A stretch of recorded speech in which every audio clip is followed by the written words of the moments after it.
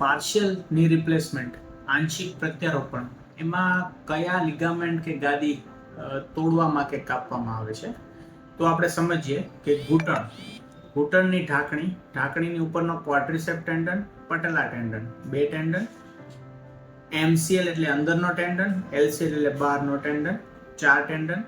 જ્યારે સાંધો ખોલવામાં આવે છે ત્યારે એન્ટીરિયર ક્રુશિયેટ લિગામેન્ટ અને પોસ્ટિયર ક્રુશિયેટ લિગામેન્ટ, 6 અને 2 ગાદી, લેટરલ મેનિસ્કસ અને મીડિયલ મેનિસ્કસ. ટોટલ 8 સ્ટ્રક્ચર હોય છે.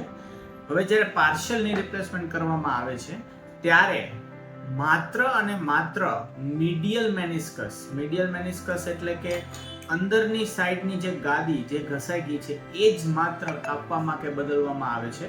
બીજા કોઈ પણ લિગામેન્ટ કે ગાદીને છંછેડવામાં આવતું નથી.